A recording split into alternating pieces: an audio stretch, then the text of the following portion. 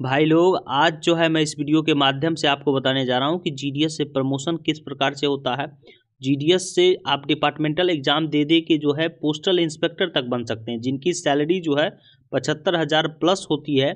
और 2024 में जो है बहुत सारे बदलाव हुए हैं, तो वो बदलाव को भी आपको जानना जरूरी है। न्यूली जीडीएस तो खास कर देखें, साथ ही साथ जितने भी पुराने जीडीएस हैं वो चाहते हैं कि आगे बढ़ें, डिपार्टमेंटल एग्जाम के थ्रू जाएं, तो उन्हें जो है ये भी जानना जरूरी है कि क्या क्या बदलाव हुआ, उसके हिसाब से जो है प्रिपरेशंस करेंगे, एग्जाम को क्रैक कर सकते हैं। तो पूरा सफ़र हम आपको बताने जा रहे हैं जीडीएस टू इंस्पेक्टर तक का, जिनकी सैलरी जो है 75,000 प्लस होती है। आप लोग यहाँ पे देख सकते हैं, आपको पता है कि जीडीएस में जो है बीपीएम एबीपीएम डाक सेवक होते हैं। अब देखिए, जो जीडीएस से एमटीएस का एग्जाम देना चाहते हैं उनके लिए जीडीएस का 3 साल का सर्विस करना पड़ेगा। 3 साल का अगर आप सर्विस किए हुए होंगे तो एमटीएस के एग्जाम में बैठ सकते हैं। उसमें किसी भी प्रकार का कोई क्वालिफिकेशंस की ज़रूरत नहीं है, मतलब 10th का मार्कशीट की भी ज़रूरत नहीं है। अभी जो है नए वाले रिक्रूटमेंट में 2016 के बाद जो है ऑनलाइन वाले में 10th के मार्कशीट के बेसिस पे हो रहा है। तो बहुत सारे लोग बता रहे होंगे कि 10th का मार्कशीट ज़रूरी है, लेकिन एमटीएस एग्ज़ाम में किसी भी प्रकार का कोई मार्कशीट का ज़रूरत नहीं है। 3 साल का सर्विस रहेगा जीडीएस के रूप में, आप एग्जाम में बैठ सकते हैं। पूरी तरह समझ गए। अब देखिए, जो पोस्टमैन मेल गार्ड के लिए एग्जाम देंगे उनके लिए 5 साल का सर्विस चाहिए जीडीएस के रूप में, साथ ही साथ उनके पास 10th का मार्कशीट चाहिए। पूरी तरह समझ गए। और जो पीएएसए के एग्जाम में बैठना चाहते हैं 17/6/2022 के बाद, 17/6/2022 के बाद जो भी जीडीएस ज्वाइन किए हैं उनके लिए PASA postal assistant sorting assistant जो है उनके लिए 8 साल हो चुका है। और 17/6/2022 से पहले जितने भी जीडीएस ज्वाइन किए हैं उनके लिए पीएएसए 5 साल ही है। पूरी तरह समझ गए आप लोग। अब देखिए, कुछ चीज़ और भी मैं बताने चाह रहा हूँ। जो एमटीएस में प्रमोशन लेके गए, 3 साल का सर्विस है, एमटीएस में चले गए तो उनका लेवल 1 में वो आएंगे। 18,000 का बेसिक पे होगा, 18,000 पे डीए भी मिलेगा, उसके बाद जो है एचआरए भी मिलेगा, जो भी और भी रहता है। अगर ट्रैवल अलाउंस इंक्लूड है तो वो भी मिलेगा, टीए भी मिलेगा, तो जो भी है। तो लेवल 1 का 18,000 का आपका बेसिक पे आपको एमटीएस का मिलेगा। अगर पोस्टमैन मेल गार्ड बन जाते हैं, पोस्टमैन मेल गार्ड लेवल 3 का जॉब है, 21,700 बेसिक होगा, उस पर डीए मिलेगा। डीए अभी करंट डीए जितना भी चल रहा है वो मिलेगा। उसके बाद जो है एचआरए मिलेगा। ठीक है, पूरी तरह समझ गए।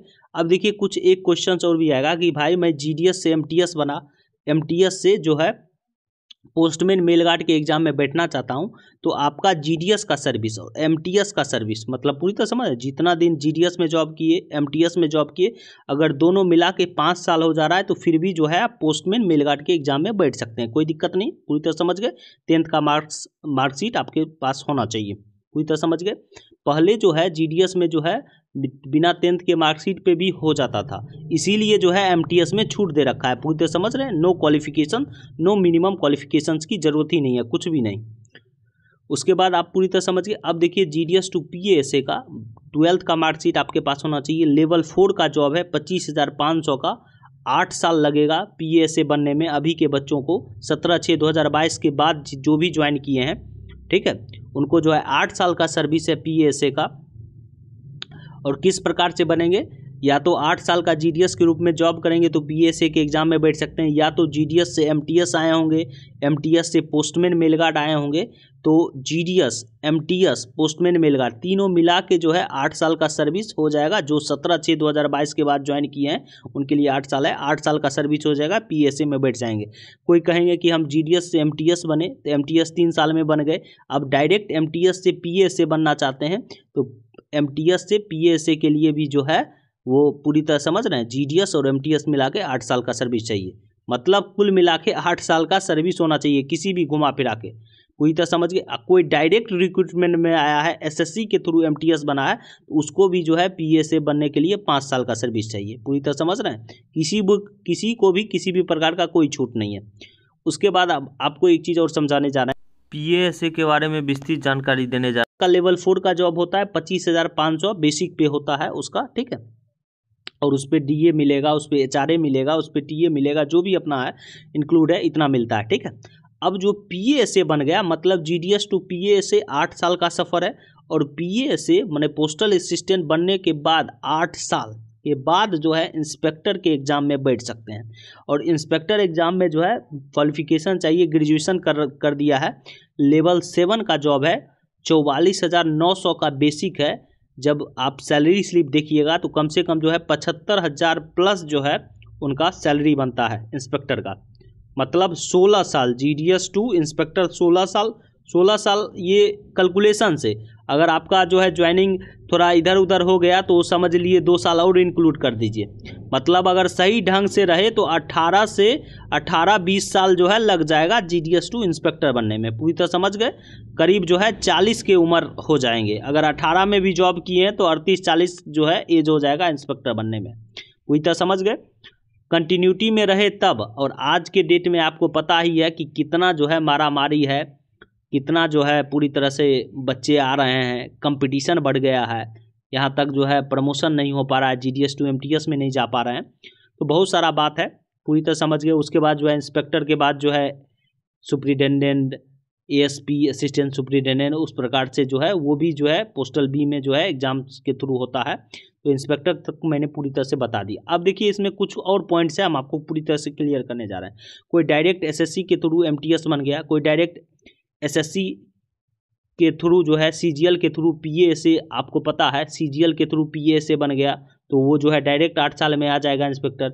कोई SSC CGL के थ्रू इंस्पेक्टर बन गया तो उसको और भी ज़्यादा है। तो पूरी तरह से डायरेक्ट में आइएगा तो जल्दी जा सकते हैं। GDS में तो पूरी तरह से समझ रहे हैं, लंबा चौड़ा का सफ़र बना के रखा है। और है ही, पहले PA 5 साल था, 17/6/2022 से पहले जितने भी GDS हैं उनके लिए 5 ही साल है, और अब जो है 8 साल कर रखा है। अब देखिए कुछ और भी क्वेश्चंस आपको आ रहा है कि जो डायरेक्ट SSC से MTS बने उनके लिए PA से कितना साल चाहिए, 5 साल, और पोस्टमैन मेल गार्ड के लिए 3 साल। ठीक है, वो पूरी तरह से हम आपको समझाने का प्रयास कर रहे हैं। और कोई पोस्टमैन मेल गार्ड बन गए हैं तो वो जो है पूरी तरह से PA के लिए कितना चाहिए, 3 साल का चाहिए। पूरी तरह समझ गए। अब देखिए इसमें प्रायोरिटी भी दिया जाता है, प्रायोरिटी के संबंध में भी हम आपको चर्चा कर लेते हैं।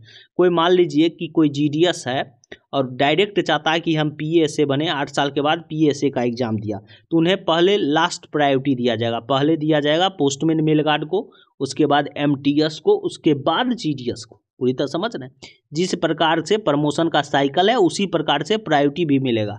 अगर कोई पोस्टमैन मेल गार्ड का एग्जाम देना चाहता है, GDS भी दिया और MTS भी दिया, तो पहले MTS को प्रायोरिटी, उसके बाद GDS को प्रायोरिटी। ठीक है, उसका वैकेंसी जो है पूरी तरह से पोस्टमैन मेल गार्ड और MTS में तो वैकेंसी का पूरी तरह से कैटेगराइज रहता है कि इतना % जो है GDS के लिए रहेगा, लेकिन PA में किसी भी प्रकार का फिक्सेशन नहीं है। अगर सीट बचेगा तब जो है GDS को PA में दिया जाता है। पूरी तरह समझ गए इस प्रकार से। तो यही है, लेवल है। मैंने लेवल 1 इसलिए बता दिया कि MTS का 18,000 है, 18,000 पे जो है ये बेसिक है, बेसिक पे DA बनेगा, HRA बनेगा, TA बनेगा। पोस्टमैन मेल गार्ड जो है लेवल 3 का है, 21,700 है, बेसिक है, उस पर जो है पूरी तरह से DA बनेगा, DA के बाद जो है HRA बनेगा, HRA के बाद TA बनेगा। PA का 25,500 है, लेवल 4 का है, उसका जो है पूरी तरह से समझ रहे हैं आप। और सबका जो क्वालिफिकेशंस बता दिए, MTS के छोड़ के अलावा MTS में क्वालिफिकेशन ज़रूरत नहीं है, लेकिन जो है पोस्टमैन मेल गार्ड में 10th का जो है ज़रूरत है, PA में 12th का ज़रूरत है, इंस्पेक्टर में ग्रेजुएशन का ज़रूरत है, तो ये ज़रूरत होगा ही। और पोस्टमैन मेल गार्ड में जो है एक लैंग्वेज वाला भी इशू है कि 10th के मार्कशीट में जो है लैंग्वेज जो है आप जो है उस स्टेट का पढ़ा होना चाहिए, नहीं तो जो है उसके बेसिस पे जो है एक एग्ज़ाम लैंग्वेज वाला करवा रखा है, लैंग्वेज वाला। इस बार जो है रिलैक्सेशन हुआ था, सिर्फ केवल इसी साल के लिए GDS टू MTS 2 साल हुआ था और GDS to postman mail guard 4 साल कर दिया था। पूरी तरह समझ रहे हैं, एक एक साल का रिलैक्सेशन दिया था। ठीक है, लेकिन आगे होगा कि नहीं होगा ये तो भविष्य की बात है। इस बार रिलैक्सेशन इसलिए हुआ था कि बहुत ज़्यादा सीट खाली था, डिपार्टमेंट में काम करने में बहुत सारा परेशानी हो रहा था, इसीलिए जो है रिलैक्सेशन इस बार कर दिया। तो आप लोग पूरी तरह समझ गए कि किस प्रकार से क्या है, कैसे जा सकते हैं। कोई लोग कहेगा कि GDS से इंस्पेक्टर डायरेक्ट बन सकते, नहीं बन सकते। GDS से पहले PA से डायरेक्ट आ सकते हैं, ठीक है, लेकिन वो भी GDS को प्रायोरिटी लास्ट में है। पूरी तरह समझ रहे हैं, और उसमें जो है पूरी तरह समझ ही रहे हैं आप लोग। इसी प्रकार से चेन है, कम से कम 18-20 साल का सर्विस लगेगा तभी जो है इंस्पेक्टर बन सकते हैं, वो भी सही टाइम में। अगर आप PA से बन गए, सही टाइम में इंस्पेक्टर का एग्ज़ाम दिए और एक ही बार में जो है हो गया तब, नहीं तो जो है लंबा समय बीत जाएगा।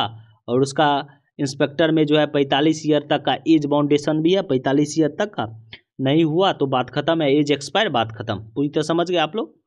और MTS पोस्टमैन में तो कोई दिक्कत ही नहीं है, एज का नहीं है, कोई इशू नहीं है। MTS में शायद 50 साल तक है और पोस्टमैन में भी इसी प्रकार से होगा, तो यहाँ तक जा सकते हैं, कोई दिक्कत नहीं है। MTS का नो क्वालिफिकेशंस, 3 साल का सर्विस, और GDS पोस्टमैन मेल गार्ड में 10th का मार्कशीट चाहिए ही चाहिए, 5 ईयर का सर्विस चाहिए। Thank you.